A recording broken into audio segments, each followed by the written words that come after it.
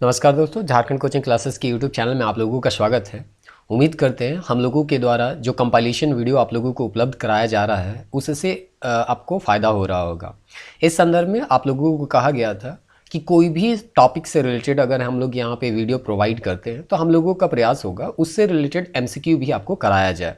तो इस तरह से जेएसएससी सीजीएल के संदर्भ में हम लोग देखे थे, या जेएसएससी के अदर एग्जाम के संदर्भ में भी हम लोग देखते हैं कि जीएस के कुछ ऐसे टॉपिक हैं जो सब में कॉमन देखने को मिलते हैं, जैसे कि भाषा, लिपि, स्थानीय शासन, पंचवर्षीय योजना, भारतीय कृषि, राजनीतिक प्रणाली।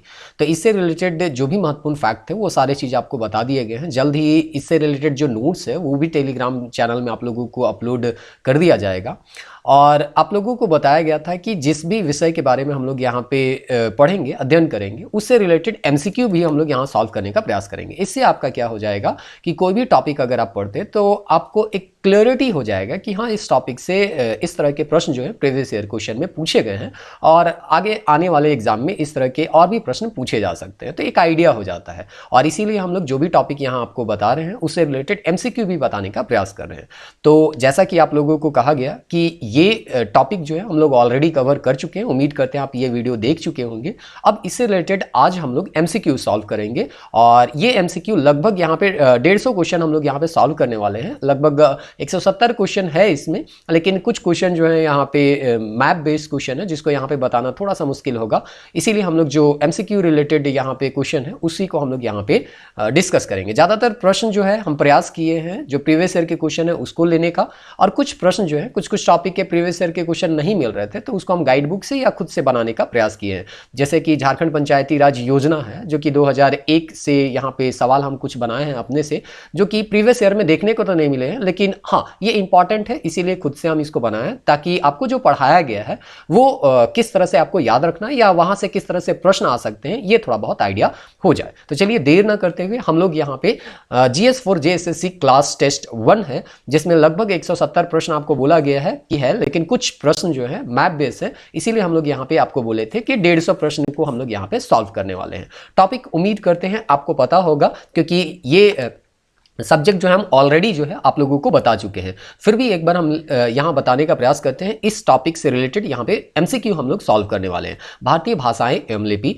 दूसरा भारत की लिपियां, तीसरा है भारतीय कृषि, चौथा है प्राकृतिक संसाधन, फिर नेक्स्ट है आपका स्थानीय सरकार, सामुदायिक विकास एवं पंचायती राज, नगर निगम, राजनीतिक प्रणाली और पंचवर्षीय योजना। और इस तरह से कुछ राजनीतिक प्रणाली और पंचवर्षीय योजना से संबंधित जो एनसीईआरटी में क्वेश्चन या एनसीईआरटी में दिए गए टॉपिक है उसको भी हम लोग यहाँ कवर करने का प्रयास करेंगे। तो चलिए देर ना करते हुए हम लोग पहले प्रीवियस ईयर के क्वेश्चन को देखते हैं और फिर जो है कुछ गाइड बुक से रिलेटेड क्वेश्चन देखने को मिलेगा और कुछ हम जो खुद से बनाए हैं क्वेश्चन वो भी आपको यहाँ पे देखने को मिलेगा।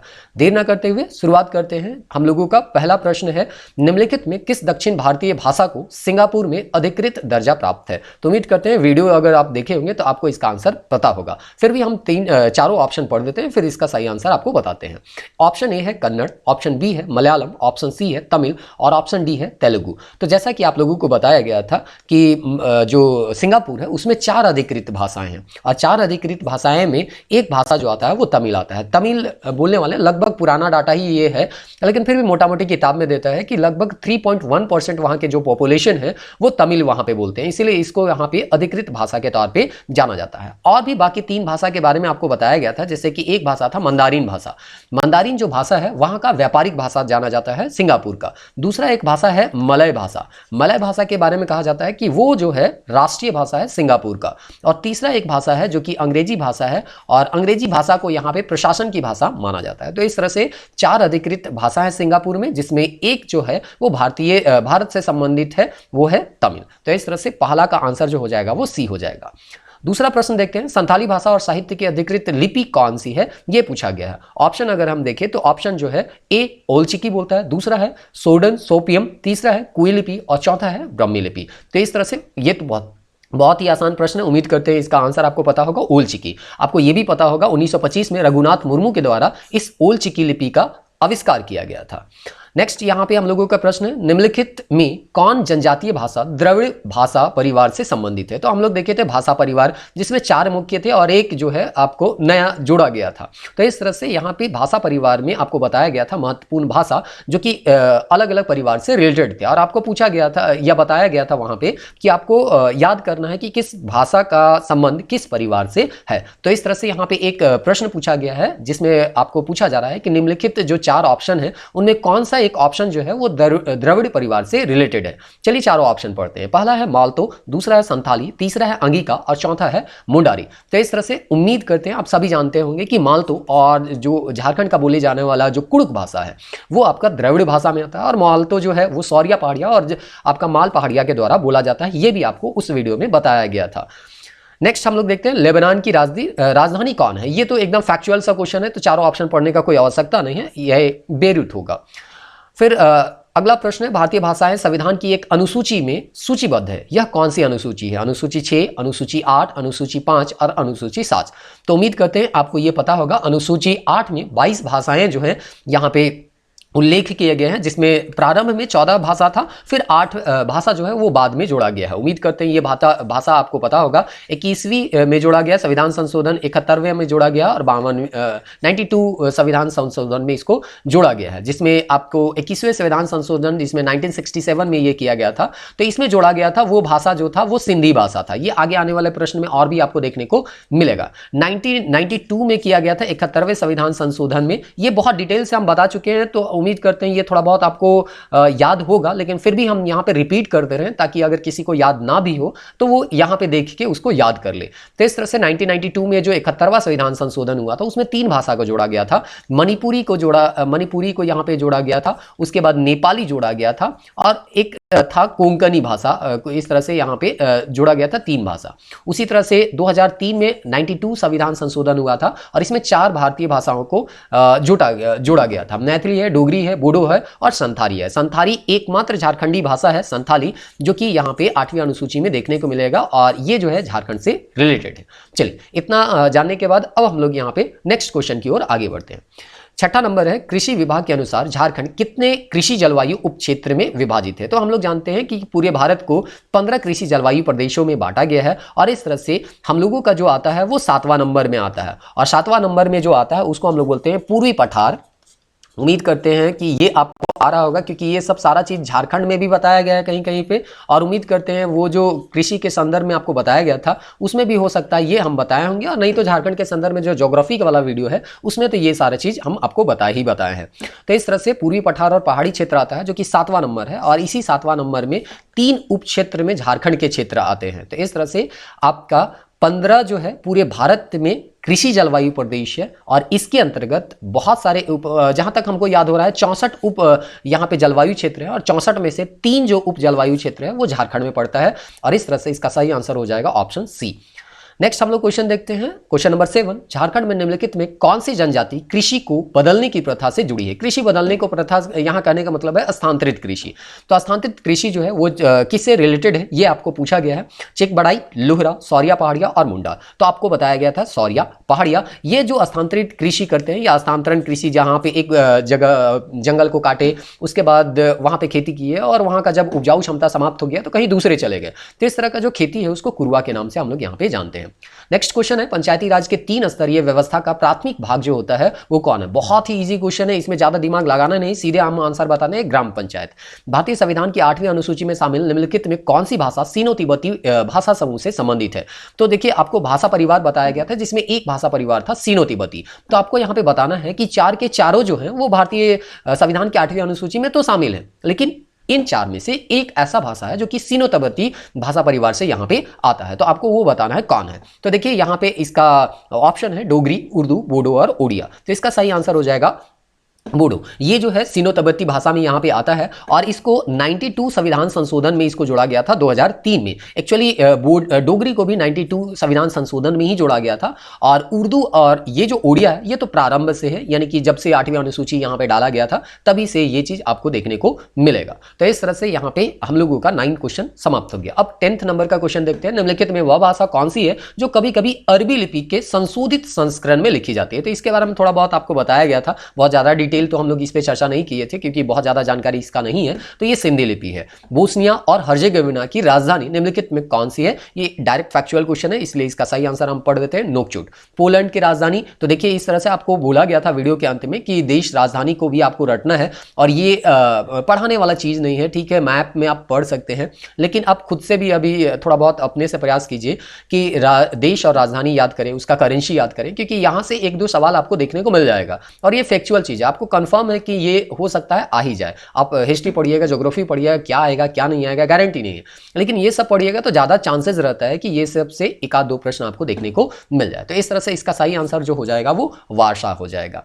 अगला प्रश्न है, पंचायती राज व्यवस्था के त्रिस्तरीय संरचना में सबसे ऊंची स्थान जो है वो कौन होता है? ये बहुत ईजी है, जिला परिषद, इसका सीधे हम आंसर। देखिए जो आसान क्वेश्चन रहेगा उसका हम सीधे यहाँ पे सही आंसर जो रहेगा उसको हम पढ़ देंगे, क्योंकि हम चाहते हैं कि कम समय में ज़्यादा चीज़ आपको प्रोवाइड किया जाए। तो बहुत ज़्यादा हम यहाँ बिना मतलब का लंबा खींचने का प्रयास नहीं करेंगे। जो चीज़ जल्दी समाप्त हो जाए उसको बहुत ज़्यादा लंबा खींचने से कोई अभी फायदा भी नहीं है। तो जहाँ हमको आवश्यकता लगेगा हम चारों ऑप्शन पढ़ेंगे, और जहाँ आवश्यकता नहीं लगेगा वहाँ डायरेक्ट आपको आंसर भी हम बता देंगे। तो इस चीज़ को उम्मीद करते हैं आप मैनेज कीजिएगा। हाँ, अगर आपको लगता है कि खुद से आपको टेस्ट देना है तो टेलीग्राम चैनल में हम ऑलरेडी ये क्वेश्चन डाल चुके हैं। आप हमारे डिस्क्रिप्शन में दिया गया है टेलीग्राम चैनल का लिंक, वहाँ जाइए और टेलीग्राम चैनल में जुड़ के इसका PDF को डाउनलोड कीजिए, और उसके बाद वहाँ पे उसको टोटल क्वेश्चन को अटेम्प्ट कीजिए, बनाइए, और उसके बाद ये सॉल्यूशन वीडियो को भी देखिए, तो और भी बहुत ज़्यादा आपको फायदा होने वाला है। चलिए, तो क्वेश्चन नंबर 14 है, सैन जोस के निम्नलिखित में किस देश की राजधानी है? तो सैन जोस जो है वो किसकी राजधानी है? तो ये कोस्टा रिका क्या है? संविधान के किस अनुच्छेद में आधिकारिक भाषा का उल्लेख प्राप्त है? तो भाषा जो है वो किस में यहाँ पे उल्लेख किया गया है वो आपको पूछा गया है। तो हम लोग जानते हैं भाग 17 जो है उसमें यहाँ पे उल्लेख किया गया, और ये अनुच्छेद कहाँ से कहाँ तक है? तो 346 से सॉरी यहाँ पे भी नहीं होगा, 343 से 351 के बीच यहाँ पे ये लाई करता है भाग 17। तो इस तरह से यहाँ पे आंसर जो होगा वो डी हो जाएगा। किस वर्ष संसद ने आधिकारिक भाषा अधिनियम पारित किया? 63 में, 65 में, 55 में, 57 में? तो ये जो है 1965 है। इसके बारे में थोड़ा बहुत अगर आपको कहानी बताएं तो आपको ये पता होगा कि शुरुआत में कहा गया था, जब हम लोगों का भारतीय संविधान लागू हुआ था 26 जनवरी 1950 को, तो कहा गया था कि अंग्रेजी जो है उसको हम लोग अगले 15 साल में रिप्लेस कर देंगे हिंदी से, और इस तरह से अंग्रेजी समाप्त हो जाएगा। लेकिन जैसे जैसे समय बीतते गया यहाँ पे ये देखा गया कि अंग्रेजी को रिप्लेस करना इतना आसान नहीं है। तो इस तरह से 1965 में कहा गया कि अंग्रेजी आगे भी बना हुआ रहेगा, क्योंकि डेडलाइन था 15 साल में, 15 साल में अंग्रेजी का प्रयोग बंद हो जाएगा, ऐसा कहा गया था। लेकिन ये डेडलाइन आने से पहले ही ये कह दिया गया कि नहीं, हम लोग जो है अंग्रेजी को आगे भी कंटिन्यू रखेंगे, और 1967 में तो ये कहा दिया गया कि हिंदी के साथ अंग्रेजी भी अनिवार्य रहेगा। और अभी तो आपको देखने को मिलता है अंग्रेजी ही मेन हो गया है और हिंदी ही सप्लीमेंट्री हो गया है, ऐसा आपको देखने को मिलता है, ऐसा हम लोग अनुभव करते हैं ऐसा।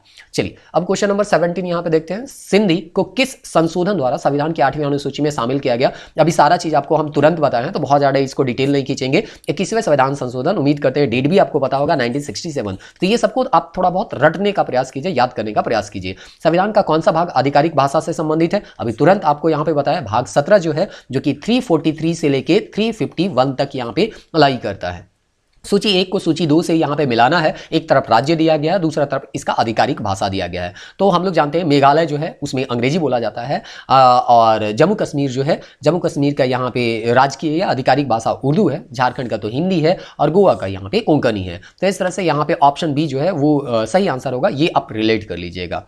1955 में राष्ट्रपति ने किसकी अध्यक्षता में आधिकारिक भाषा आयोग बताया गया? तो बोला गया था कि 5 साल और 10 साल के बाद एक कमीशन का गठन किया जाएगा, जो जिनके द्वारा ये बताया जाएगा कि क्या हिंदी को आगे लागू रखा जाए या अंग्रेजी को लागू रखा जाए। हिंदी तो लागू रखना ही था, क्या अंग्रेजी को लागू रखा जाए या राष्ट्रभाषा या राजकीय भाषा के संदर्भ में जो भी एक तरह से कह सकते हैं ये राय देना चाहते हैं अपना रिपोर्ट में दे सकते थे। इस तरह से एक कमीशन बनाया गया जो कि भाषा के संदर्भ में यहाँ पे कुछ रिपोर्ट जो है वो सरकार को दे, और इस तरह से यहाँ पे जो रिपोर्ट यहाँ पे या जो एक तरह से कहिए समिति या गठन किया गया, वो समिति किसके अध्यक्षता में गठन किया गया था? तो बीजी खेर के अध्यक्षता में किया गया था, और ये 1956 में यहाँ पे अपना रिपोर्ट भी यहाँ पे दिए थे। और इसी के समीक्षा में 1957 में ठीक एक साल के बाद 1957 में गोविंद वल्लभ पंत के द्वारा या उसके अध्यक्षता में एक संसदीय समिति का गठन किया गया था, जो कि इनके द्वारा जो रिपोर्ट है, जो बीजी खेर के द्वारा जो रिपोर्ट दिया गया है उसका समीक्षा करने के लिए बनाया गया था।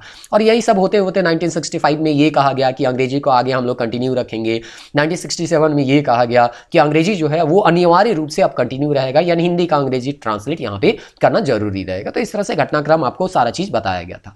नागालैंड का राजकीय भाषा कौन है, ये आपको यहाँ पे पूछा गया है। नागालैंड का राजकीय भाषा जो है वो अंग्रेजी है। तो इस तरह से यहाँ पे ये आपका दिया गया है। अगला प्रश्न है, सिक्किम में निम्नलिखित में कौन सी भाषा नहीं बोली जाती है? तो लेप्चा है, भूटिया और अंग्रेजी है। तो यहाँ पे नहीं बोला जाता है, ये आपको पूछा गया है। तो इनमें से कोई नहीं होगा क्योंकि सभी के सभी यहाँ पे बोले जाते हैं। त्रिपुरा में निम्नलिखित में कौन सी भाषा को राजकीय भाषा का दर्जा मिला हुआ है? ये उम्मीद करते हैं हम बताए हैं, तो आपको याद रहा होगा कि अंग्रेजी है, बंगाली है और कोकब्रुक है, और इनमें से सभी। तो चूंकि यहाँ पे तीनों के तीनों है, इसलिए इसका आंसर जो हो जाएगा इनमें से सभी हो जाएगा। अंडमान और निकोबार में निम्नलिखित में कौन सी भाषा नहीं बोली जाती है? अंडमानी तो होगा ही, निकोबारी होगा ही, बंगाल की वो नजदीक है, या है ना, ये बंगाल है तो इसके नीचे ना है यहाँ पे अंडमान निकोबार, तो इसलिए बंगाली का भी प्रभाव देखने को मिलेगा। पंजाबी यहाँ पे प्रभाव नहीं मिलेगा, इसलिए इसका आंसर जो होगा वो पंजाबी हो जाएगा। निम्नलिखित में किस दक्षिण भारतीय भाषा को सिंगापुर में अधिकृत दर्जा प्राप्त है? यहाँ से कुछ प्रश्न जो है रिपीटेड है, इसलिए बहुत जल्दी यहाँ पे हम इसको आगे फास्टली आपको बता रहे हैं। इसको हम हटाए नहीं, क्योंकि हटाएंगे तो फिर से सारा चीज़ रीअरेंज करना होगा, इसलिए 2-3 क्वेश्चन है फटाफट हम यहाँ पे बता दे रहे हैं। ये रिपीटेड क्वेश्चन है, लेकिन उम्मीद करते हैं कि इससे आपको बहुत ज़्यादा परेशानी नहीं होगा। निम्नलिखित में कौन सी भाषा द्रविड़ है? तो मालतो है। भारतीय संविधान की एक अनुसूची है, तो कौन सा अनुसूची है? 8वीं अनुसूची है। फिर यहाँ पे बोडो आपको बताया गया था। फिर यहाँ पे जो अरबी है वो सिंधी से संबंधित बताया गया था। द्रविड़ में आपको बताया गया था। अच्छा, यहाँ से चेंजेज है। कौन सी भाषा द्रविड़ भाषा परिवार से संबंधित नहीं है? तो मराठी जो है वो आर्य भाषा परिवार से संबंधित है। आप अगर मराठी थोड़ा बहुत सुने होंगे तो आपको वो समझ में आता होगा, लेकिन तमिल, तेलुगु है ना, और कन्नड़ वगैरह आप सुनिएगा तो आपको समझ में नहीं आएगा। निम्नलिखित में कौन सी भाषा ऑस्ट्रो एशियाटिक भाषा परिवार से संबंधित है? तो आपको बताना है कि ऑस्ट्रो एशियाटिक से कौन यहाँ पे संबंधित है। हो है, मुंडारी है, कुड़ुक है और खड़िया है। तो आपको यहाँ पे, अच्छा सॉरी, संबंधित नहीं है, तो हो, मुंडारी और खड़िया, तो ये हम बताए थे आदिवासी लोग जनरली जो भाषा का प्रयोग करते हैं उसको हम लोग ऑस्ट्रो एशियाटिक मान सकते हैं। और इस तरह से हम लोग औसतन हम लेके चले थे, 100% तो नहीं। अपवाद तो आपको कुड़ुक भी आदिवासी ही बोलते हैं, मालतो भी आदिवासी ही बोलते हैं, लेकिन एक याद करने का तरीका आप बताए थे कि मोटा मोटी मान के चल सकते हैं कि जो भी आदिवासी लोग बोलते हैं वो ज़्यादातर भाषा जो है ऑस्ट्रो एशियाटिक में ही आता है, कुछ एक्सेप्शन को अगर छोड़ दिया जाए तो इस तरह से कुड़ुक और मालतो के बारे में आपको ऑलरेडी बताया गया है कि ये जो है द्रविड़ भाषा परिवार से संबंधित है, इसीलिए यहाँ पे पूछा गया ऑस्ट्रो एशियाटिक भाषा परिवार से संबंधित नहीं है, तो आंसर जो हो जाएगा कुड़ुक हो जाएगा। उम्मीद करते हैं हम बहुत ज़्यादा फास्ट बता रहे हैं, लेकिन इस चीज़ को आप रिलेट कर पा रहे होंगे, क्योंकि ये सब सारा चीज़ आपको बता दिया गया है। तो बहुत ज़्यादा इसको स्लो एक एक करके बताने से कोई फायदा नहीं है। हम बार बार कहते हैं जो चीज़ जल्दी कंप्लीट हो सकता है उसके लिए बहुत ज़्यादा टाइम देना नहीं है, काहे कि फालतू आपके पास है ना टाइम नहीं है। उम्मीद करते हैं कि आप जो है चीज़ों को थोड़ा सा जल्दी कवर करने का प्रयास कर रहे होंगे, और जब समय नहीं रहता है उस समय आप चीज़ों को बहुत तेज़ी से कवर भी करने का कोशिश भी करते होंगे, और इसमें आप सफल भी रहते होंगे। तो हम लोग जो है वही प्रयास कर रहे हैं, तेज़ी से सभी चीज़ों को कवर किया जाए। भारत की सर्वाधिक प्राचीन लिपि कौन सी है? तो ये आपको बताया गया था कि ब्राह्मी लिपि जो है सर्वाधिक है, और एक तरह से कह सकते हैं सभी का जन्म जो हुआ है वो ज़्यादातर हम लोग मानते हैं ब्राह्मी लिपि से ही हुआ है। आधुनिक देवनागरी लिपि का प्राचीन रूप जो है वो कौन सा है? खरोष्ठी है, ब्राह्मी है, देवप्रिय है और पाली है। तो आपको पता होगा कि यहाँ पे हम सभी यही कह रहे हैं कि ब्राह्मी सबका उत्पत्ति है, या जनक जो है वो ब्राह्मी है, जड़ जो है वो ब्राह्मी है। तो यहाँ पे आंसर भी क्या हो जाएगा? ब्राह्मी हो जाएगा। पंजाबी भाषा किस लिपि में लिखी जाती है? तो ये तो बहुत आसान है, गुरुमुखी लिपि में यहाँ पे लिखी जाती है। किस लिपि को सभी लिपियों का जन्मदाता कहा गया है? तो ये अभी तुरंत बताया गया है, ब्राह्मी लिपि को सभी लिपियों का जन्मदाता कहा गया है। खरोष्ठी लिपि जो है वो आपका पूछा जा रहा है कहाँ से किधर लिखी जाती है? बाईं से दाईं, दाईं से बाईं, उपयुक्त दोनों, इनमें से कोई नहीं। तो इसका सही आंसर हो जाएगा दाईं से बाईं। तो इस तरह से एक मिनट, यहाँ पे दाईं से बाईं हो जाएगा, ब्राह्मी लिपि जो हो जाएगा वो बाईं से दाईं हो जाएगा। तो इस तरह से यहाँ पे ये आपका 36 और 37 का यहाँ पे आंसर हम लोग जान लिए। अब हम लोग देखते हैं किस काल की लिपि को चित्रात्मक लिपि के या चित्राक्षर लिपि के नाम से जाना जाता है? तो सिंधु काल में आपको धौलावीरा में एक साइन बोर्ड मिला था, वहाँ पे आप देखेंगे तो चित्रांकन के रूप में या कुछ इमेजेस बनाए गए थे, और उस तरह से उस लिपि को वहाँ पे मतलब प्रेजेंट किया गया था। वहाँ का लिपि को चित्रात्मक लिपि या चित्राक्षर लिपि या बुस्त्रोफ्रेदन लिपि के नाम से हम लोग क्या करते हैं जानते हैं। अशोक का मानसेहरा और शहबाजगढ़ी दोनों का दोनों पाकिस्तान में है, तो ये अभिलेख किस लिपि से है? ये आपको पूछा गया है। ये हिस्ट्री का क्वेश्चन है, लेकिन फिर भी लिपि वगैरह में ये मिल रहा था तो हम इसको रख लिए थे, खरोष्ठी की लिपि। अशोक का कौन सा अभिलेख, दो लिपि जिसमें ग्रीक और अरमाइक दोनों प्राप्त होता है, वो कौन सा आपको है तो जानना है? तो सेरे कुना का जो अभिलेख अभिलेख है उसमें आपको ग्रीक भी मिलेगा और अरामाइक भी मिलेगा। अशोक ने किस लिपि का प्रयोग राष्ट्रीय लिपि के रूप में किया था? तो ज्यादातर अशोक के जो भी लेख थे वो प्राकृत भाषा में देखने को मिलेंगे, और प्राकृत भाषा का जो लिपि था, जैसे हिंदी भाषा है, हिंदी भाषा का लिपि क्या है? देवनागरी। तो उसी तरह से प्राकृत भाषा का जो लिपि था वो ब्राह्मी था। तो इस तरह से ज्यादातर जो प्रयोग किया गया अशोक के द्वारा ब्राह्मी लिपि का ही प्रयोग किया गया। अब हम लोग देखते हैं नेक्स्ट क्वेश्चन, अशोक के शिलालेख की लिपि कौन सा है? तो ये आपको पता होगा, वही क्वेश्चन रिपीट किया गया, ब्राह्मी लिपि। प्राचीन ब्राह्मी लिपि का अर्थ निकालने वाला प्रथम व्यक्ति था कौन था? तो आपको पता होगा कि ब्राह्मी लिपि को पढ़ने वाले 1837 में जेम्स प्रिंसेप जो है सबसे पहली बार यहाँ पे ब्राह्मी लिपि को पढ़े थे, और धीरे धीरे इसी के कारण हम लोग जो है अशोक के बारे में जानना प्रारंभ किए। जैन सूत्र में कितने लिपियों का उल्लेख है? ये आपको उस वीडियो में नहीं बताया गया था, ये फैक्चुअल है, क्वेश्चन बैंक में आया हुआ है, लेकिन इसका कोई वैसा सीक्वेंस में नहीं आ रहा था इसलिए हम बता नहीं पाए थे। तो यहाँ से याद कर लीजिएगा, ये 18 है। बौद्ध ग्रंथ में ललित विस्तार में कितने लिपि का उल्लेख किया है ये भी हम नहीं बताए थे, तो उम्मीद करते हैं यहाँ से आप याद कर लीजिएगा। जैन सूत्र में 18 है, बौद्ध ग्रंथ का जो ललित विस्तार है इसमें 64 लिपियों का उल्लेख किया गया। सिखों की लिपि कौन सी है? तो सिखों की लिपि जो है यहाँ पे गुरुमुखी लिपि है। अशोक कि ब्राह्मी लिपि अभिलेख को सर्वप्रथम किसने पढ़ा था? तो ये अभी तुरंत आपको बताया गया, जेम्स प्रिंसेप के द्वारा पढ़ा गया था।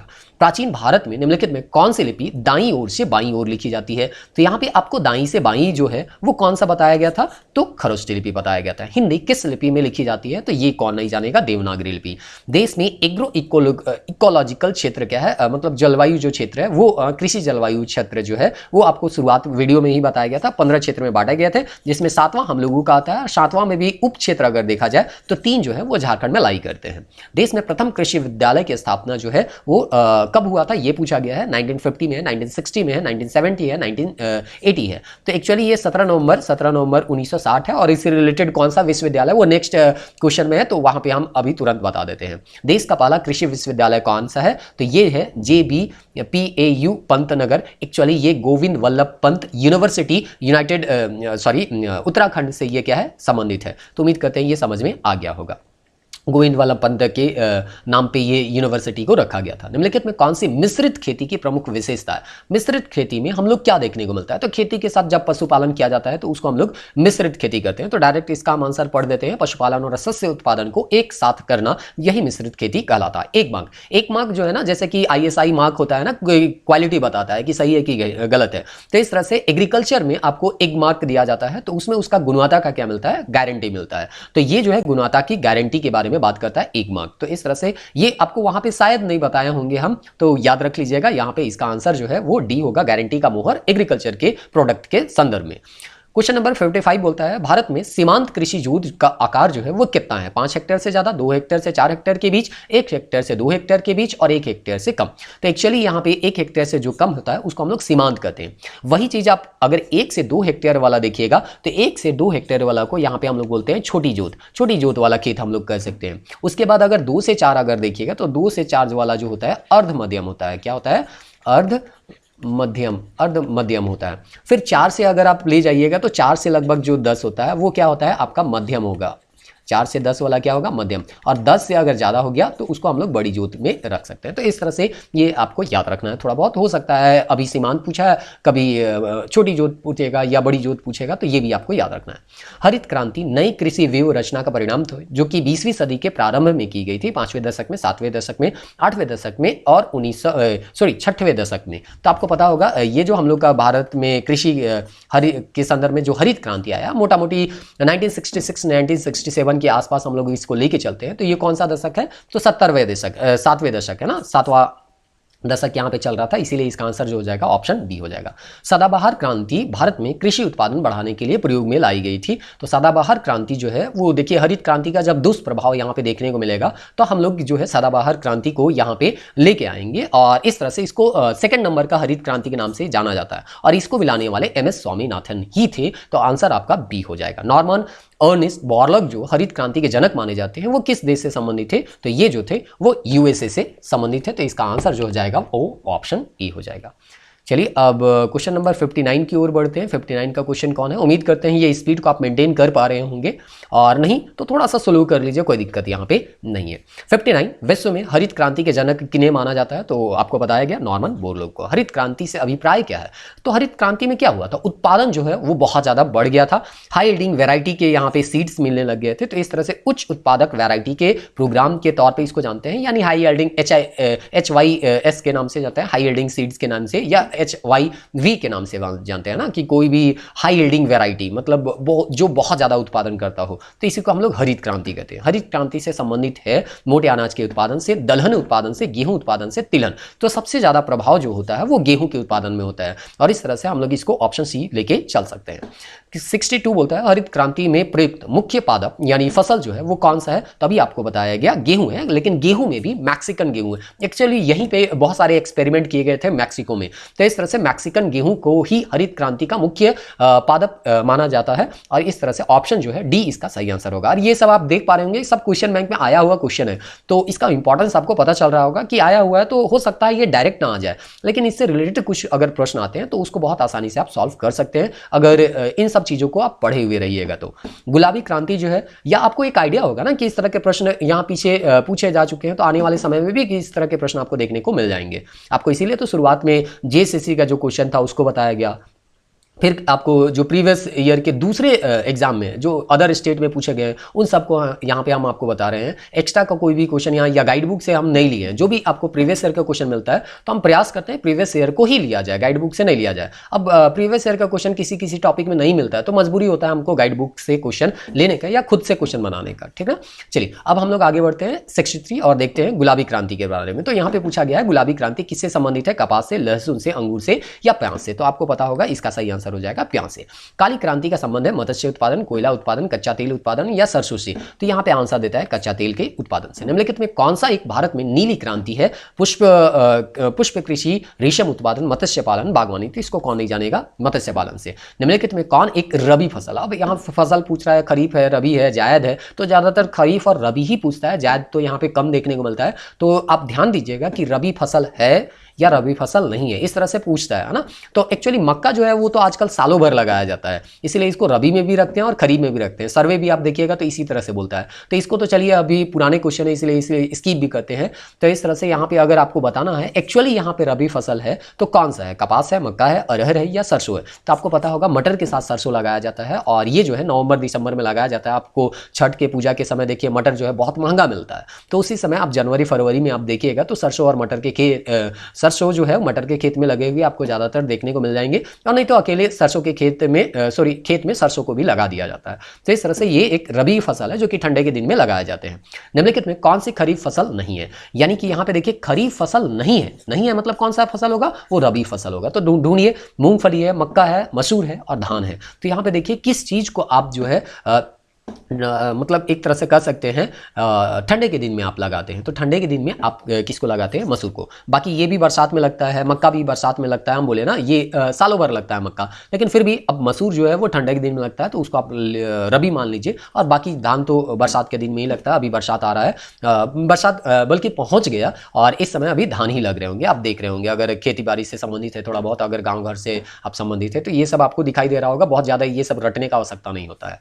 निम्नलिखित में कौन सी रबी की फसल नहीं है? तो यहां फिर से वही पूछ रहा है, रबी की फसल नहीं है, यानी कि किसका बारे में पूछ रहा होगा? खरीफ के बारे में। तो खरीफ फसल ढूंढ लीजिए। खरीफ यानी कि क्या है? जो कि बरसात के दिन में लगाया जाता है। तो बरसात के दिन में कौन लगाया जाता है? अभी आप हम जैसे कि बोले अगर आप गांव घर से संबंधित है तो आपको पता होगा अभी भिंडी जो है वो लगाया जा रहा है। तो भिंडी जो हो गया वो आपका खरीफ फसल है। बाकी जो है यहाँ पे खरीफ फसल है, बाकी जो है रबी फसल आपको देखने को मिलेंगे, चाहे वो मूली है, गाजर है, मटर है। अब देखिए सरस्वती पूजा सब में गाजर वगैरह आपको देखने को मिलता है। एक्चुअली आजकल तो सालों भर भी कभी कभी मिलते रहता है, कभी कभी क्या सालों भर ही मिलता है, लेकिन फिर वे मतलब यहाँ का क्लाइमेट देखा जाए तो ज़्यादातर जो है मूली, गाजर, मटर जो है ये सब ठंडा के दिन में लगाए जाते हैं। रबी फसल के अंतर्गत ये सब आते हैं। इनमें से कौन सी खरीफ फसल नहीं है? फिर यहाँ पे खरीफ फसल नहीं है पूछा गया, यानी रबी है। तो रबी आपको बताना है धान है, चना है, ज्वार है, मक्का है। तो रबी फसल के संदर्भ में आपको बताना है कि कौन सा यहाँ पे रबी फसल है। तो ये ठंडा के दिन में चना लगाया जाता है, तो चना है। बाकी धान है, मक्का है, ज्वार है, ये सब आपको बरसात के दिन में लगाए जाते हैं। तो इस तरह से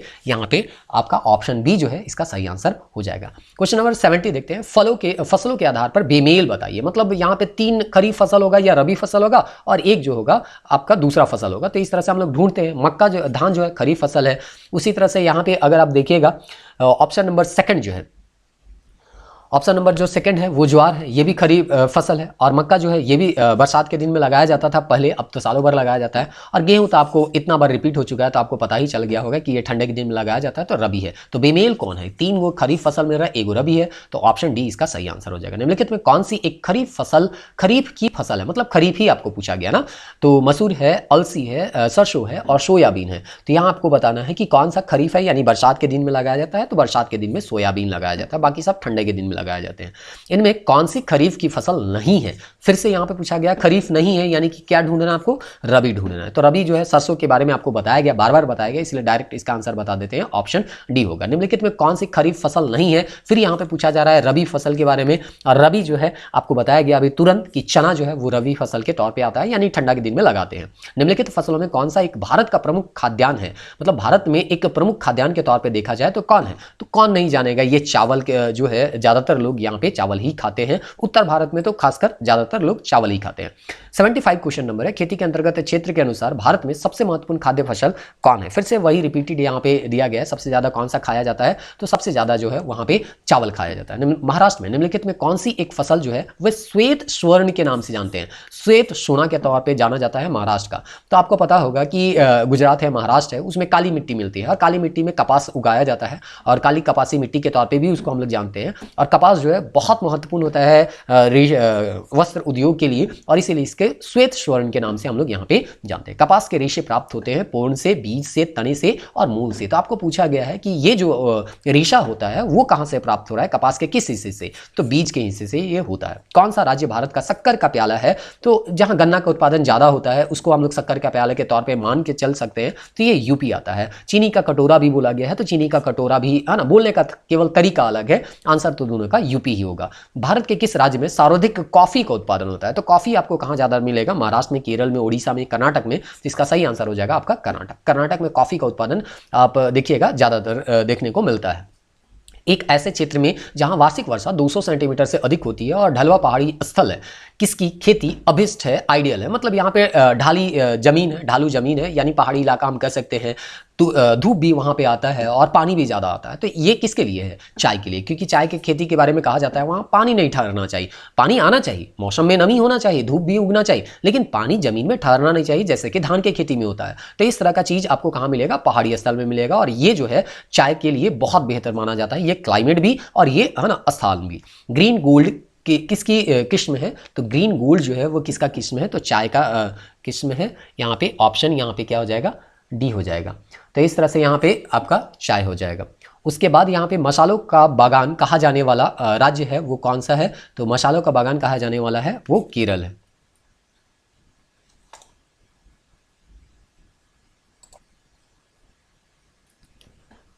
क्वेश्चन नंबर 84 देखते हैं। निम्नलिखित में कौन इलायची एवं काली मिर्च का सबसे बड़ा उत्पादक है? तमिलनाडु है, गोवा है, केरल है और महाराष्ट्र है। तो इलायची, काली मिर्च एक तरह से मसाला से संबंधित है, तो हम लोग जानते हैं मसाला के उत्पादन में केरल का जो स्थान है वो महत्वपूर्ण है, तो इसका आंसर केरल हो जाएगा। लौंग प्राप्त होता है, लौंग किससे प्राप्त होता है ये पूछता है, मतलब पौधा के किस हिस्से को हम लोग लौंग के रूप में यूज करते हैं। तो इसका आंसर जो हो जाएगा, सही आंसर हम डायरेक्ट बता रहे हैं, पुष्पकली। झूमिंग अथवा पैडा खेती क्या है ये आपको बताना है। तो झूमिंग खेती कौन नहीं जानता है कि एक जगह क्या करो, जंगल को काटो, फिर उसको खेती करो और वहाँ का उत्पादन क्षमता जब समाप्त हो जाए तो कहीं दूसरी जगह चले जाना। तो जंगल काटकर सूखने के लिए छोड़ देना, ये आधा लिखा हुआ है, लेकिन आपको पता है कि झूमिंग खेती यही होता है, जंगल काटो, जलाओ और उसके बाद जो है दूसरे जगह उत्पादन क्षमता कम होने के बाद दूसरी जगह शिफ्ट हो जाओ। तो शिफ्टिंग एग्रीकल्चर के तौर पर इसको जानते हैं। झूम किसे कहते हैं? तो झूम यहाँ कोई नृत्य नहीं है, जो खेती आपको अभी बताया गया वही झूम है। तो खेती की एक पद्धति है जो कि अभी आपको तुरंत बताए हम। वर्ष भर बोई जाने वाली फसल है, मतलब सालों भर जो बोया जाता है वो कौन सा है? अभी आपको बता रहे थे हम खरीफ और रबी के संदर्भ में। मकई जो है आजकल ऐसा हो गया है कि जो कि सालों भर बोया जाता है। अब यहाँ आर्थिक सर्वेक्षण से संबंधित यहाँ पे कुछ प्रश्न जो है हम पहले डाले हुए थे, अभी तो ये नहीं पूछेगा, लेकिन फिर भी यहाँ पे है तो हम पढ़ देते हैं क्योंकि ये क्वेश्चन आपको दिया गया है पीडीएफ के रूप में, तो फिर इसका आंसर पढ़ने में कोई दिक्कत यहाँ पे है नहीं। पूछ रहा है कौन सा सही तथ्य यहाँ पे है, लेकिन ज़्यादा इसको दिमाग नहीं लगाइएगा, पुराना सर्वे है। भारत दूध और मछली उत्पादन में क्रमशः प्रथम एवं दूसरा स्थान रखता है, भारत अंडा उत्पादन में तीसरा स्थान रखता है, भारत मांस उत्पादन में 8वां स्थान रखता है। सभी कथन सत्य है, तो आपको यहाँ पे बताना है कि कौन सा यहाँ पे कथन जो है वो सत्य है, या यहाँ पे ये बताना है ना 89। हाँ, तो यहाँ पे शायद हमको जहाँ तक ये लग रहा है भारतीय मांस उत्पादन में भारत का 8वां स्थान है, यही सत्य है। एक बार देखना पड़ेगा ये, है ना। हमको जहाँ तक लग रहा है शायद हाँ ऑप्शन सी ही होना चाहिए। एक बार हम इसको देख के और भी क्लियर हम करके देंगे। उसके बाद 90 क्वेश्चन नंबर है, क्वेश्चन नंबर 90 है, जिसमें ये भी इकोनॉमिक सर्वे से ही पूछा गया है कि कौन सा गलत तथ्य है। तो गलत तथ्य के बारे में यहाँ पे पूछा गया है, भारत में प्रति व्यक्ति दूध की उपलब्धता प्रतिदिन 427 ग्राम है, भारत में प्रति व्यक्ति प्रति अंडा की उपलब्धता 91 है, भारत में प्रतिदिन प्रति व्यक्ति मांस की उपलब्धता 6.52 किलोग्राम है, और सभी कथन सत्य है। तो यहाँ पे ऑप्शन सी हो जाएगा, ज़्यादा इसमें दिमाग लगाना नहीं है। 91 में बोलता है आर्थिक सर्वेक्षण 2021-22 के अनुसार भारत में विश्व में दूध उत्पादन के मामले में प्रथम स्थान रखता है, या विश्व का कितना प्रतिशत दूध का उत्पादन करता है, तो ये लगभग 23% यहाँ पे दूध का उत्पादन करता है। चलिए अब यहाँ से फिर से स्टैटिक्स क्वेश्चन आ गए। सबसे कम जल कहाँ उपलब्ध है, तो सबसे पहले आपको देखने में ऑप्शन देखिएगा तो आपको कन्फ्यूजन लगेगा, नदी है, वायुमंडल है, नमकीन झील है और बर्फ छत्रक है, तो आपको लगेगा कि वायुमंडल में तो बहुत कम होना चाहिए, लेकिन ऐसा नहीं है। अगर आप एनसीईआरटी क्लास देखिएगा, और जहाँ तक हमको लग रहा है क्लास 11 का ही एनसीईआरटी ज्योग्राफी किताब है, वहाँ पे देखने को मिलेगा। अगर नदी में देखिएगा तो इसका परसेंटेज दिया है 0.00000 है, फिर 1% यहाँ पे दिया है। वायुमंडल में अगर आप देखिएगा तो 0.2 जो है उसके बाद 1% दिया हुआ है। उसके बाद अगर बर्फ है तो ये तो हाँ ना ज़्यादा है, इसको आप ऐसे भी एलिमिनेट कर सकते हैं, 2.05% है, लेकिन ये तीनों में एलिमिनेट करना थोड़ा मुश्किल होता है अगर आप ध्यानपूर्वक पढ़ के नहीं जाते तो। और नमकीन झील में दिया गया है 0.01%, तो इस तरह से यहाँ पे 0.01 है, वायुमंडल में 0.001% है, और नदी में 0.0001% है। तो सबसे कम कहाँ हुआ, तो नदियों में हुआ, और सबसे ज़्यादा आपको पता होगा महासागर में लगभग 97.25। ये एनसीईआरटी का हम डाटा बता रहे हैं, अलग अलग किताब में हो सकता है आपका अलग अलग डाटा हो, लेकिन हम एनसीईआरटी को एक तरह से कहिए ऑथेंटिक मान के आपको ये डाटा को बता रहे हैं। वायुमंडल में सबसे कम वायु जो है वो आपको कौन देखने को मिलेगा, तो आपको पता होगा आर्गन जो है वो 0.93% है, नाइट्रोजन तो 78% है, ऑक्सीजन सबको पता है 21% है, और कार्बन डाइऑक्साइड 0.03% है। तो सबसे कम कौन हुआ, कार्बन डाइऑक्साइड, तो आंसर डी हो जाएगा। भारतीय संविधान के किस भाग में पंचायती राज से संबंधित प्रावधान है, तो पंचायती राज से संबंधित प्रावधान जो है वो कहाँ देखने को मिलेंगे, तो 94 जो है इसका सही आंसर हो जाएगा आपका भाग 9। ये कौन नहीं जानेगा। फिर नगर पालिका से संबंधित है तो 9 क है, और भाग 9 में भी ये जो है 243 से लेकर 243 ओ तक यहाँ पे है। और ये भी पूछ सकता है, कभी कभी पूछता है यहाँ 243 पी से लेके 243 यहाँ पे जेड जो है जी तक यहाँ पे आपका नगर पालिका से संबंधित है। भारतीय संविधान के निम्नलिखित अनुच्छेदों में कौन सा अनुच्छेद राज्य सरकार को ग्राम पंचायत को संगठित करने का यहाँ पे निर्देश देता है, तो डीपीएसपी में अनुच्छेद 40 जो है वो निर्देश देता है कि आप जो है ग्राम पंचायत का संगठन या संगठित करने का प्रावधान करें। बाद में तो इसको 73वां और 74वां संविधान संशोधन लाया गया, और उसके बाद सबको अनिवार्य किया गया सभी राज्यों को कि इस तरह का कानून जो है आपको पास करना होगा। 11वीं अनुसूची निम्नलिखित से किससे संबंधित है, यह आपको बताना है। राज्य के नीति निर्देशक तत्व से, पंचायती कार्यक्रम से, मूल अधिकार से, मूल कर्तव्य, तो बहुत इजी है, उम्मीद करते हैं सब जानते होंगे। पंचायती राज से। पंचायती राज प्रणाली किस पर आधारित है, सत्ता के केंद्रीकरण, सत्ता के विकेंद्रीकरण, तो इसका सही आंसर है सत्ता का विकेंद्रीकरण। मतलब जो आपका सत्ता रहेगा किसी केंद्र पे एक जगह सेंट्रलाइज नहीं रहेगा, वो क्या होगा, कुछ पावर स्टेट को दे दिया जाएगा, स्टेट कुछ पावर कहाँ दे देती है, पंचायत को दे देती है, नगर पालिका को दे देती है, तो इस तरह से पावर का डिसेंट्रलाइजेशन होता है, विकेंद्रीकरण होता है। यहाँ पे 98 में हमको देखने को मिला। 99 में है पंचायती राज प्रदान करता है, क्या प्रदान करता है वो आपको देखना है। तो यहाँ पे बोला है पिछड़े क्षेत्रों का कृषि विकास, स्थानीय स्तर पर लोकतांत्रिक प्रशासन, ग्रामीण स्तर पर उचित राजस्व का संचालन, देहाती क्षेत्र में शिक्षा का फैलाव। तो इस तरह से यहाँ पे ज़्यादातर या ज़्यादा बेस्ट आंसर जो है वो ये है, स्थानीय स्तर पर लोकतांत्रिक प्रशासन। मतलब ज़्यादा से ज़्यादा लोगों को प्रशासन के साथ जोड़ने के लिए एक व्यवस्था था कि स्थानीय स्तर पे इस तरह की सरकार का उपाय किया जाए, स्थानीय सरकार का। पंचायती राज का प्रधान लक्ष्य क्या है, तो इसका मेन मोटिव क्या है वो आपको पूछा गया है। चलिए पढ़ते हैं। ग्रामवासियों के बीच प्रतिद्वंद्व को बढ़ाना, चुनाव में लड़ने के लिए ग्रामवासियों को प्रशिक्षण देना, ग्रामवासियों में शक्ति का विकेंद्रीकरण। उम्मीद करते हैं ये ऑप्शन पढ़ने के बाद आपको पता हो गया होगा कि आंसर सी जो है, ऑप्शन सी जो है वो बेस्ट आंसर यहाँ पे माना जा सकता है। पंचायती राज का मुख्य उद्देश्य फिर से यहाँ पे पूछा गया, हम डायरेक्ट आंसर पढ़ते हैं क्योंकि ये आपको पता चल गया होगा अब इतना में। जनता के विकासमूलक प्रशासन में भागीदारी के योग्य बनाना, तो इस तरह से जनता को जोड़ना, क्योंकि स्थानीय शासन में क्या होता है ना, स्थानीय समस्या को स्थानीय लोग बेहतर तरीके से जानते हैं, तो किस तरह से उसको हैंडल करना है ये वहीं के लोग जो है वो ज़्यादा बेहतर तरीके से बता सकते हैं और फिर आगे फॉरवर्ड कर सकते हैं, और इस तरह से योजनाएं जो हैं वो ग्राउंड लेवल पे आपके लागू हो जाएंगे। इसीलिए तो योजना आयोग को हटाया गया और नीति आयोग को ना लाया गया, जिसमें बोला गया यहाँ पे टॉप टू डाउन अप्रोच नहीं होगा बल्कि आपका डाउन टू टॉप अप्रोच यहाँ पे होगा, बॉटम से टॉप तक जाएगा। 102 में यहाँ पे बोलता है कि 73वां संविधान संशोधन का संबंध जो है वो किससे संबंधित है, तो ये बहुत ही ईजी है, डायरेक्ट इसका आंसर आपको पढ़ के हम बता रहे हैं। पंचायती राज और 74 वाला जो था नगर पालिका से संबंधित था, जो कि यहाँ पे 1992 में आया था, 1993 में ये लागू हो गया। भारत में निम्नलिखित में किसके अंतर्गत पंचायती राज प्रणाली की व्यवस्था की गई है, तो पंचायती राज व्यवस्था जो है वो किसके अंतर्गत किया गया है वो आपको बताया गया, तो पूछा गया है। तो आपको पता होगा कि अभी 40 में हम लोग देखे थे, अनुच्छेद 40 में राज्य के नीति निर्देशक तत्व में कहा गया था कि सरकार को ये प्रयास करना चाहिए स्थानीय सरकार को एक तरह से स्थानीय सरकार का गठन किया जाए। इसी को ध्यान में रखते हुए 73वां और 74वां संविधान संशोधन यहाँ पे पास किया गया है। अब यहाँ पे बोलता है कि 73वें संविधान संशोधन में यहाँ पे आपको 11वीं अनुसूची में पंचायती राज संस्थाओं को कितने कार्य सौंपे गए हैं, तो यहाँ पे आंसर हो जाएगा 29 कार्य। अगला प्रश्न है 105 नंबर है। 73वें संविधान संशोधन के अनुसार पंचायती राज संस्थाओं में अध्यक्ष के कम से कम कितने पद महिलाओं के लिए आरक्षित किए गए हैं, तो ये इसका सही आंसर होगा 1/3। 73वें संविधान संशोधन के अंतर्गत यदि पंचायती राज संस्थाओं को भंग कर दिया जाए तो भंग करने की तिथि से कितने माह की अवधि समाप्त होने से पूर्व निकाय का गठन कर लिया जाना चाहिए, तो इसका सही आंसर हो जाएगा 6 महीना। 6 महीने के अंदर आपको चुनाव कर लेना होता है। पंचायती राज संस्थाओं के निर्वाचन के लिए उत्तरदायी है कौन, केंद्रीय निर्वाचन आयोग, राज्य निर्वाचन आयोग, केंद्रीय संसद, राज्य विधानसभा, तो आपको पता होगा राज्य निर्वाचन आयोग। 73वें संविधान संशोधन अधिनियम किस तिथि को लागू होता है, तो पंचायती राज एक्ट कब लागू हुआ, तो आपको पता होगा, अच्छा 24 अप्रैल, यहाँ पे दोनों डेट दिया हुआ है, तो ये ध्यान रखिएगा, ये 94 नहीं है, 1993 है, तो इस तरह से इसका आंसर जो हो जाएगा वो ए हो जाएगा। पंचायती राज चुनाव कराने हेतु निर्णय किसके द्वारा लिया जाता है, तो कौन पंचायती राज चुनाव करने का निर्णय लेगा, तो यहाँ पे चूंकि ये राज्य सरकार के अधीन रहते हैं तो राज्य सरकार ही इसका निर्णय लेती है। भारत में सबसे पहले राजस्थान में पंचायती राज की स्थापना यहाँ पे कब किया गया था, तो ये डेट के साथ दिया गया 2 अक्टूबर 1959 में। देश में त्रिस्तरीय पंचायती राज व्यवस्था को किन राज्यों में सर्वप्रथम अपनाया गया, तो राजस्थान और आंध्र प्रदेश जो है पंचायती राज अधिनियम को अपनाने वाले सर्वप्रथम राज्य थे।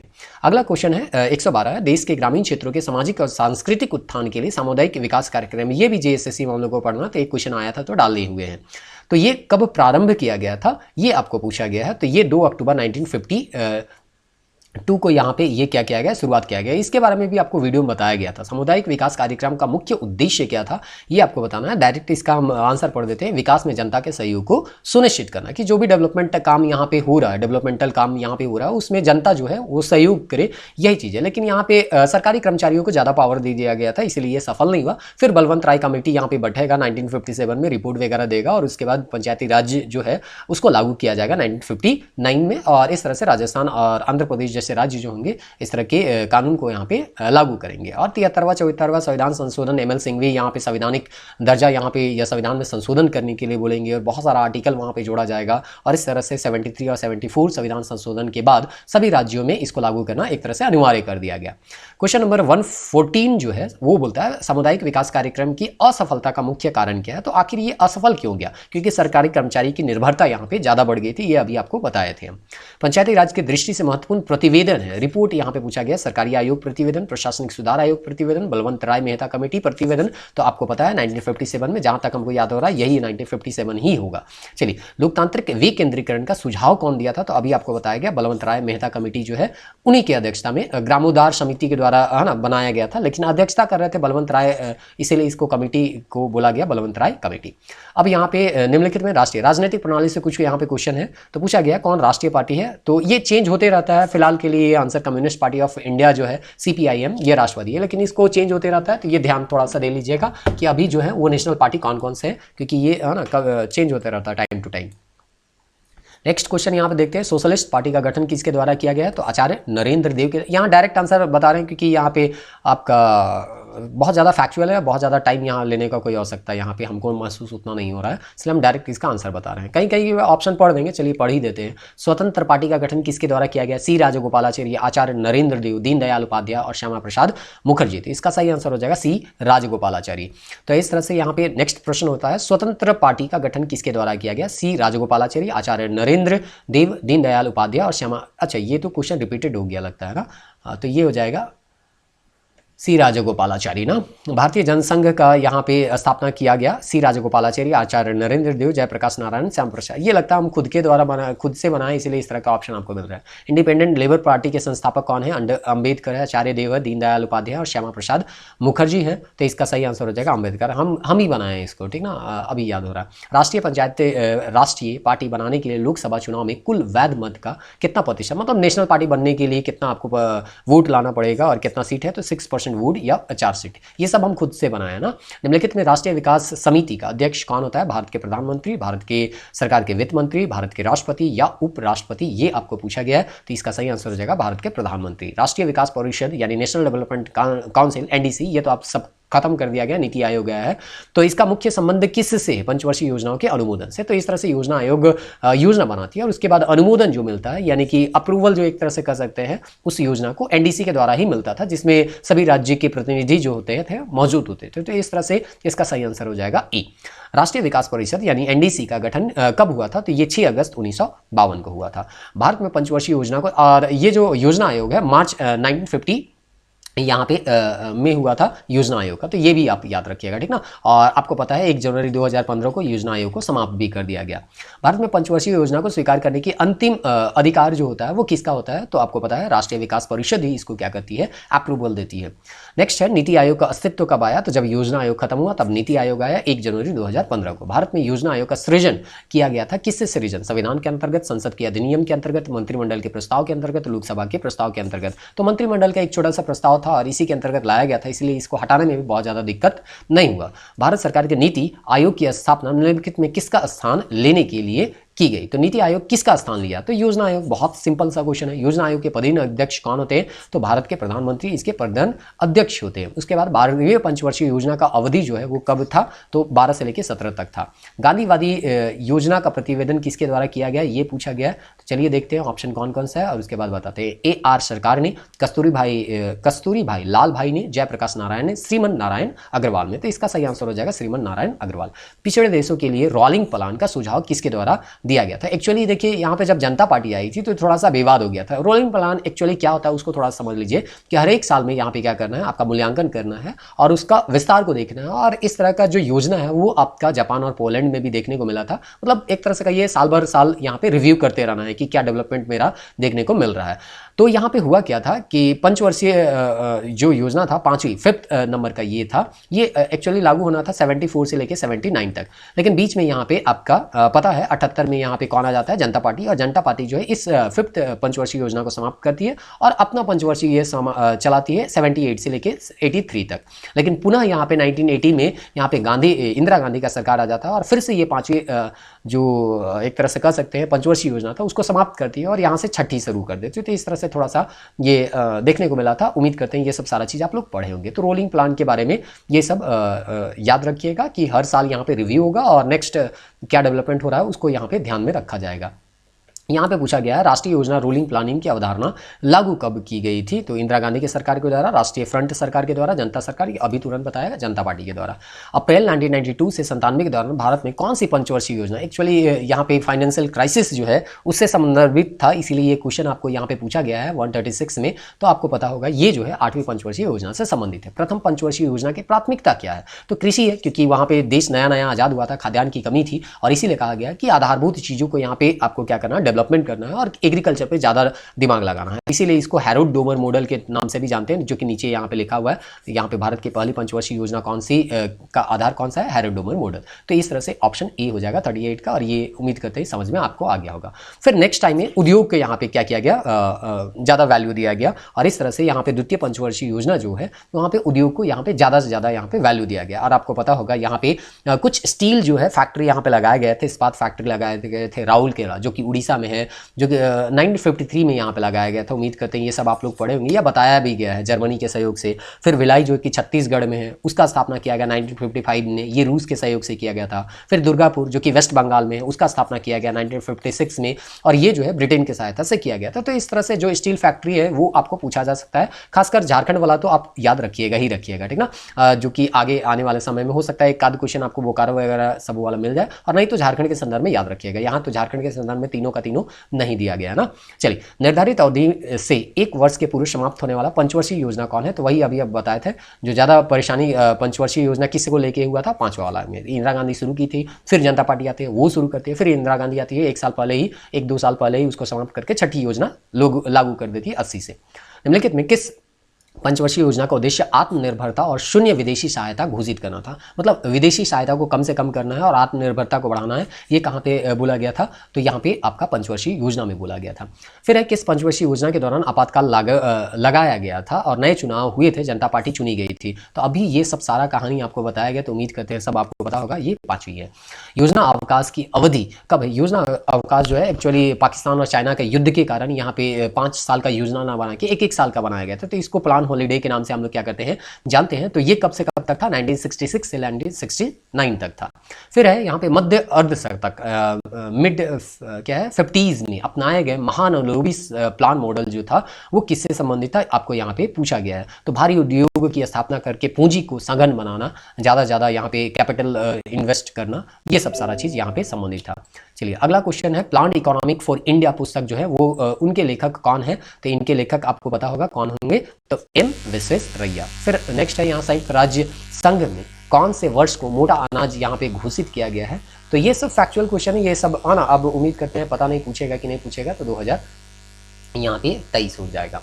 फिर है झारखंड पंचायती राज से हम कुछ क्वेश्चन यहाँ पे बनाए, खुद से बनाए हैं, उसको देखने का प्रयास कीजिए। आपको ये बताया भी गया था। झारखंड पंचायती राज एक्ट 2001 में कितने अध्याय और सेक्शन है? ये सिंपल सा क्वेश्चन है, उम्मीद करते हैं इसका जवाब जो है अगर हमारे वीडियो को अगर आप देखे होंगे तो इसको जानते होंगे, क्योंकि ये जनरली जो है किताब में मिलता नहीं था। तो हम यहाँ पे जो एक्ट था, ओरिजिनल एक्ट है, उसी को हम डाउनलोड किए और आपको बताने का प्रयास किए। तो इस तरह से इसका सही आंसर हो जाएगा वो जो है यहाँ पे 17 चैप्टर हैं और 136 यहाँ पे सेक्शन देखने को मिलेंगे। मुखिया के खिलाफ अविश्वास प्रस्ताव पत्र जो है, नो कॉन्फिडेंस मोशन, कौन ला सकता है? तो ये जो है ग्राम पंचायत के सदस्य ला सकते हैं, जैसे कि सांसद में आप देखते हैं, संसद में देखते हैं, उस तरह से। झारखंड पंचायती राज एक्ट 2001 के अनुसार कौन मुखिया का त्यागपत्र यहाँ पे लेता है? तो मुखिया का त्यागपत्र कौन लेता है? तो डिस्ट्रिक्ट पंचायती राज ऑफिसर।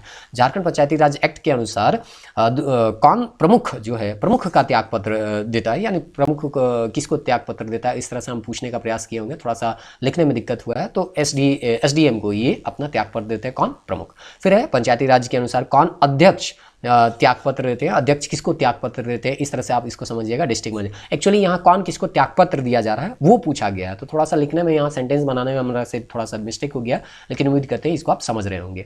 फिर है यहाँ पे इस एक्ट के अनुसार ग्राम सभा मुखिया को कितने वर्ष में रिकॉल, यानी कि वापस, राइट टू रिकॉल का यहाँ पे दिया गया है, पावर दिया गया है, जो कि दूसरे जगह देखने को नहीं मिलता है। तो राइट टू रिकॉल का पावर कितना में दिया गया? 2.5 वर्ष के बाद, क्योंकि एक बार चुन के आप भेज दिए तो कम से कम 2.5 साल उसको काम करने का मौका दीजिए, तब अगर समझ में नहीं आया तब उसको आप रिकॉल कर सकते हैं। और इस तरह से यहाँ पे लास्ट क्वेश्चन यहाँ पे देखते हैं, तो जनरल एरिया जो इस एक्ट के अनुसार जनरल एरिया में आरक्षण नहीं मिलता है, तो इस तरह से किसको आरक्षण नहीं मिलता है? एससी को, एसटी को, ओबीसी को, मुखिया को। तो जनरल एरिया में मुखिया को आरक्षण नहीं मिलता है, बाकी जो है एसटी, एससी और ओबीसी को जनरली यहाँ पे आरक्षण मिल सकता है। बाकी के जो क्वेश्चन है वो मैप बेस्ड क्वेश्चन है, जो कि यहाँ पे बताना थोड़ा सा मुश्किल होगा, इसीलिए हम यहाँ पे नहीं बता रहे हैं।